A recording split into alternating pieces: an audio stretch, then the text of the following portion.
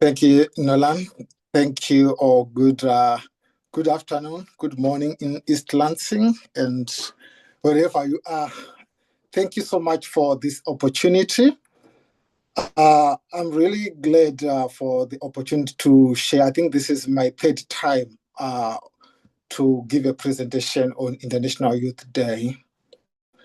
And today, with the theme of youth and the future of global learning, I think I just need to say something about myself before I go into my presentation. And of course, I'll be in the confines of my time, which is 15 minutes. Usually, the presentation I've shared across the globe deals with the work we do at the Vesana Mel. Vesana means young people in one of the Zimbabwean minority language. I've shared the work we do, how we do, go around it like day-to-day work at the Vesana Media. But this year I decided to give a presentation in terms of the results or what we found from our work when it comes to the issue of young people participating on global platform and how they shape even local efforts in terms of global learning. When I was growing up, I spent a lot of time in the countryside, which is the rural area. But at one point, just a brother in the city decided to invite me to the city to proceed with my education. Life changed because I saw a lot of opportunities. From the library, the books were there. You know, you could go to seminars, many opportunities even to link up with people from different schools, quality education. And from where I'd come from, which is the rural areas, the countryside, a lot of my friends who were there, they did not get that opportunity. And years later, as I'm seated here, most of them, they've remained in those areas because of lack of learning opportunities which can change their lives. And when I say learning, you shall see as I proceed with my presentation, it is not only the education we get from the class, but we can do something which can improve the lives of young people, which is learning, which are skills about life. So my studies during my undergrad and postgrad has been based on media representation, community representation. How do we represent some groups within our communities? So that's why my topic today is from the margins to the front lines, how youth are disrupting Reimaging global learning. Vesana Mel was established to cover that gap, to give hope, to give platform, and to create connection among young people and their peers within Zimbabwe, Africa, and the global platform. And also as a call to action to those who are responsible in terms of policy making and to create opportunities for young people to be counted and shape their future. So my first three slides from the topic, you would see that these are graphs and map. I'll start with the world map highlighting inequalities hotspots. This is a report from UNESCO that there is a gap in terms of education, which persists in both the global south and north. But what is most important about this quote from UNESCO, despite the education gap, they talk about local innovation. These innovations, they remain or often remain invisible. So you'd see that the work we have been trying to do at the Vesana is to target the underserved communities where no mainstream media was covering, where young people would remain in those unfortunate circumstances, now to try to give them a platform, not only to speak, but also to be seen and to connect and to get improved in terms of their efforts. The Zimbabwe brief, the next slide, UNESCO again says Zimbabwe, like many other African countries, face learning crisis. So when they say they face learning crisis, they talk of learning poverty, which can be caused by many things, which include social exclusion, which include poverty. These are all issues which affect and cause this learning poverty. On the next slide, without specific estimates about Zimbabwe, the World Bank Capital Index suggests concerning development. According to their data, they say students in Zimbabwe scored 396 on an harmonized test score scale, where 625 represents advanced attainment. So on this scale, you'd see that 300 is the minimum, while 625 is the advanced attainment. But Zimbabwe is a 396. So it means we are not at the minimum. We are moving up the ladder, but we are not to where things are good. Something must be done. The next slide. This slide now supports the statement I opened with when I was trying to give a definition about learning. That is not only about going into the school class for education. UNESCO says schooling does not imply learning, but lack of learning increases the likelihood of dropping out of school. According to the World Bank and UNESCO Institute of Statistics, the primary school completion rate was at 84% in 2021 for boys and 86% for girls. So the crisis continues. But as I have already said, that I want to give a report of the work we have been doing and what we have discovered. That the media for the longest time has represented young people, including children. Children as being marginalized in terms of their potential. Young people, they've been also labeled at some point as lazy, slow to learn, not as their hard work as their fathers and forefathers. So the Sanamel, in trying to come with the best or better representation of young people, which is factual, working with facts with what we are finding on the ground, we have found that there are opportunities which children can leverage on, because young people, they are hardworking as long as they have opportunities. So today, I'm so honored to say that there are some cross-border learning models which works to support young people. And these include digital classrooms, open learning platforms. We have seen the millennials, learners or digital natives working with Web 2.0 tools. They are now on podcasts. They're now leveraging on YouTube, Facebook, just for learning and doing many things. Of course, there are some, negative sides which comes with this technology. But today I'm not talking of those things, because that is what many other people have been talking about. At Vesana Mel, as far as we take into consideration how tech innovation and these tools, they are impacting the lives of children negatively, we try also to speak positively on how children, young people, they are using these Web 2.0 tools for research purposes, getting educational materials, online tutorials. We saw COVID-19 coming, and it was only the Web 2.0 tools which came into action just for the education to continue. And in one of the marginalized communities or underserved communities, through our effort as Vesana Mel, reporting on the potential these children have, but learning ICT infrastructure, we saw 2 years ago the first eco-school being built in one of the far-fetched rural areas. And the whole classroom, everyone uses a laptop, and it's all digitalized. And they can also have exchange lessons with schools in towns and schools in other countries like Botswana, just trying to get exposure. And that was through the support from World Vision. So we have found that to report about things youth are faced with and trying to proffer solutions, it really helps because it calls for action.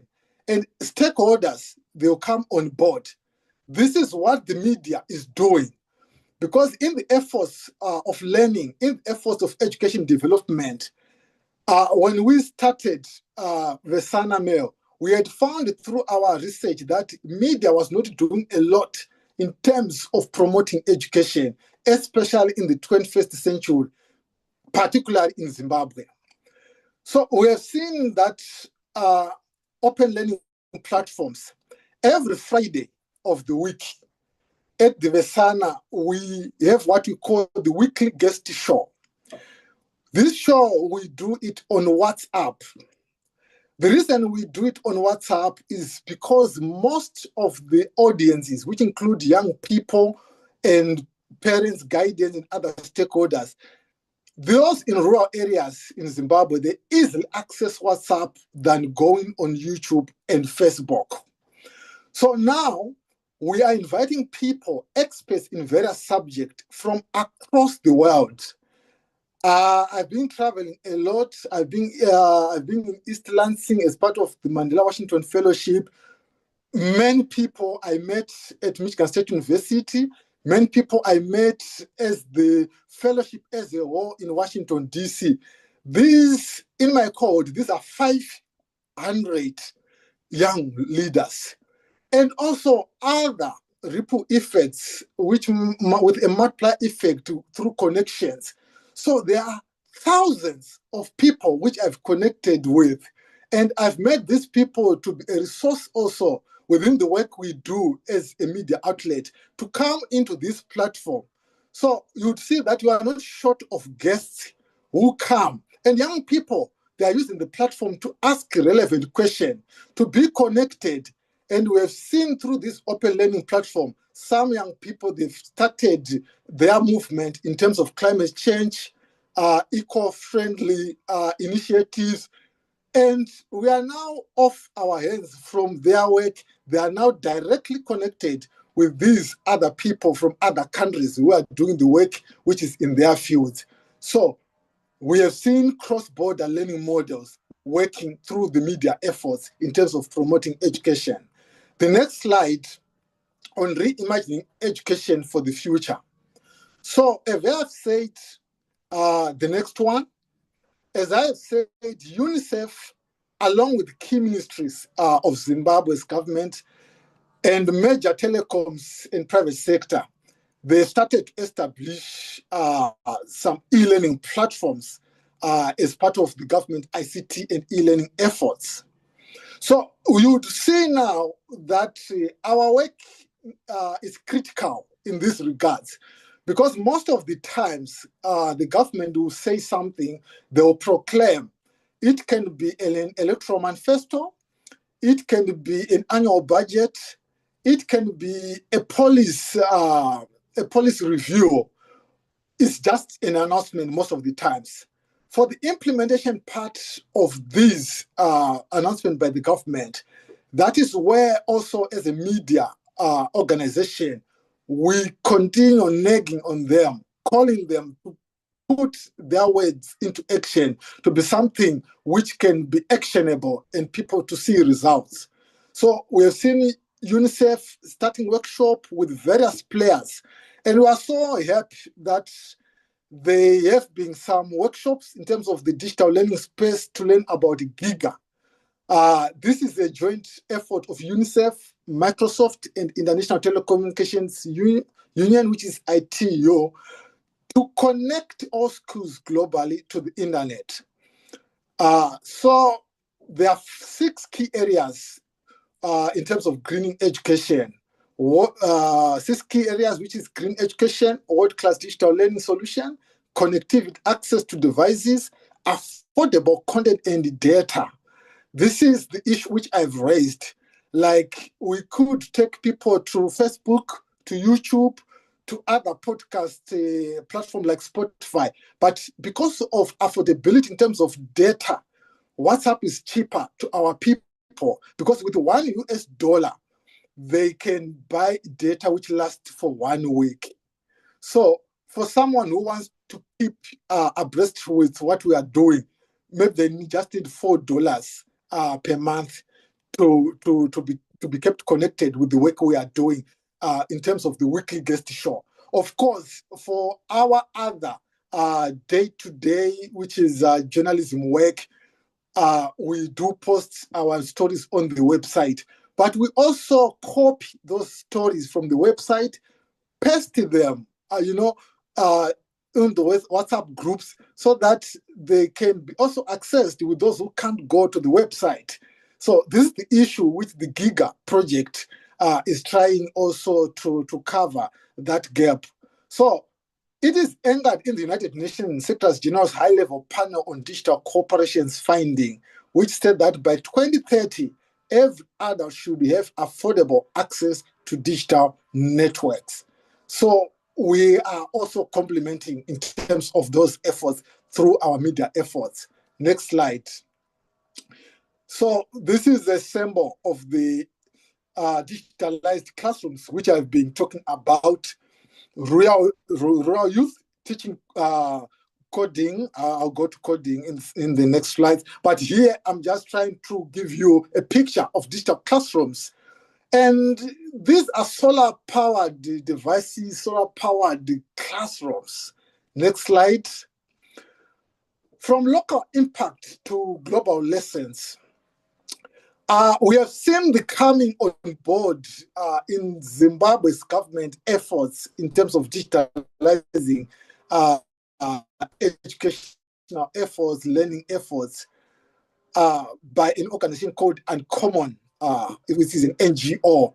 It's registered in New York, United States, but they're also operating in Zimbabwe.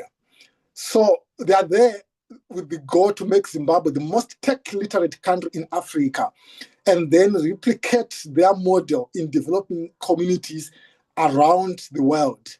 So if you are going to see at the first picture, this photo, these are used shipping containers. Maybe the owners, they no longer want them. They are selling them, auctioning them. They do buy those containers. They make them classrooms for e-learning. As you can see that in the next photo, that these youth, these young people, they're actually inside the same container in one of the local high-density suburb called Mufakose in the capital, Harare. So you'd see that these young people, the youth, some of them, they may have failed, when you talk of STEM, this other subject, maybe to be medical practitioners, to be professors, but Uncommon Organization is giving them an opportunity that failing your grade in terms of education is not the end of your life. We can give you an opportunity to learn other digital initiatives, and you can be probably your own boss, and you can even employ other people. You can even also build your CV and be employable with other tech organizations. So they have started to mold these young people free of charge, giving them the access to the internet, the devices to use, and all these containers, they are solar powered. Next slide. One of the flagship programs by Uncommon is being youth coding. And the reason why I've taken this is I have told you that my presentation is based on our finding as a media organization, also which link to the work we have been doing. In Zimbabwe, we are currently on a holiday today. So it was being a long weekend since last week. So our last guest was a monitoring and evaluation office from the Uncommon, and has been sharing a lot with young people. So this has been the work we have been doing with stakeholders, and to see them also coming on our platform just to amplify the same message it gives me confidence, even as I'm sharing this work with you, that education in terms of the future of global learning is bright in terms of these efforts. So the youth coding program is free, after school youth coding program, which is designed to take students from zero coding experience to understanding the basic of machine learning and artificial intelligence in 12 weeks. So I'm going to quote Walter. Walter, thank you for that reminder. Let's share this quote from the head of education at Uncommon. When a student learns how to code, they are not just becoming better programmers, they are becoming better learners. It's a profound quote from Uncommon. So the language of the future is coding, and the future is now. So these are some of the main reasons why everyone, especially children, should be learning on how to code.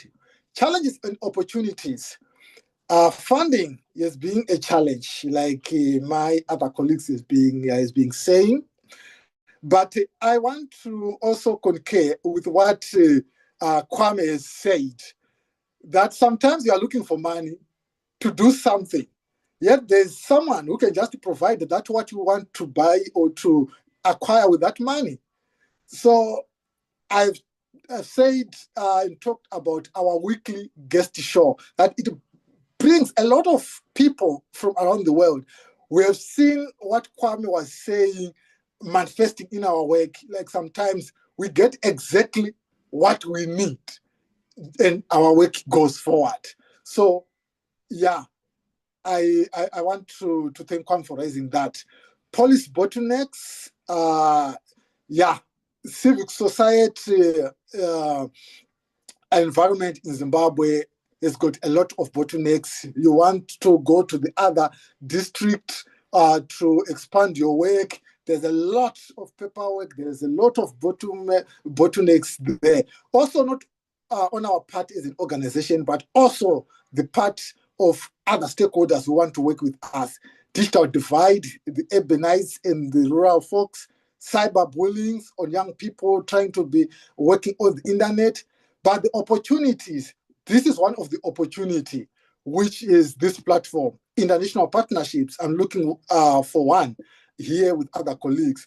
Open learning, we continue to offer those open learning, and youth-led networks. We always say the future is youthful, but we say it's not only the future, but even right now, the youth must lead in everything. So thank you everyone for listening to me. Thank you so much.